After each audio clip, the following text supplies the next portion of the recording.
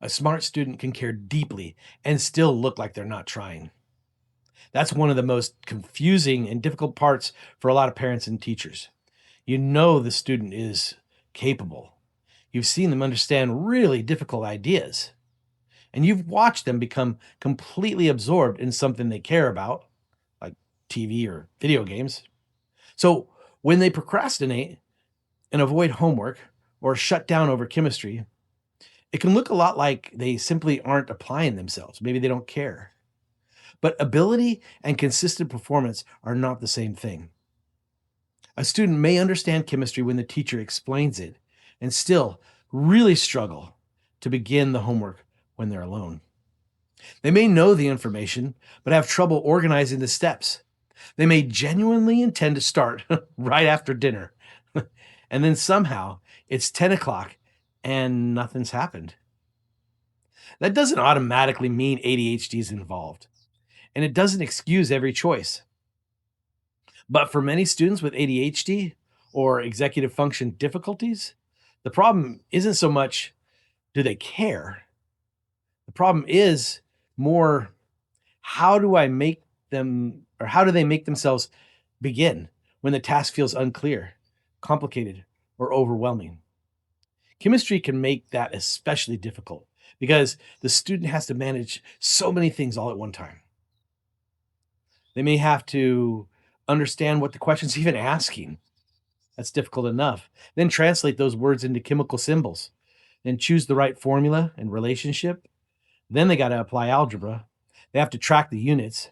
They got to remember the charges. Oh, yeah, the subscripts and significant figures. Oh, yeah. And then at the end, decide whether the answer even makes any sense.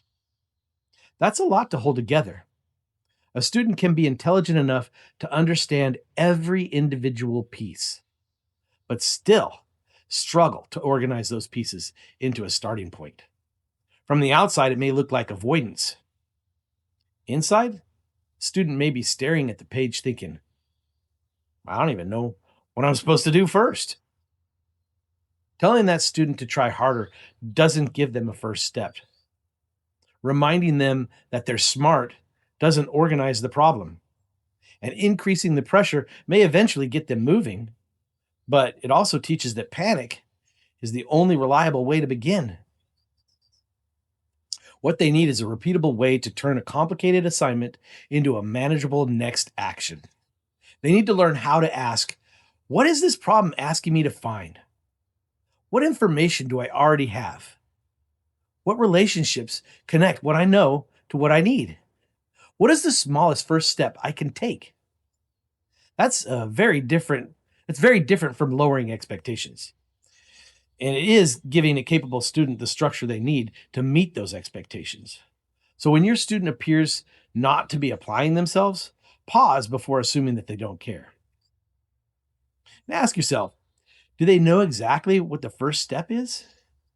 Can they organize the task without someone beside them? Do they begin calmly or only when the deadline creates panic?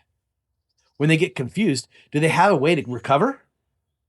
The goal isn't to make excuses for the struggle. The goal is to identify the struggle accurately enough to solve it.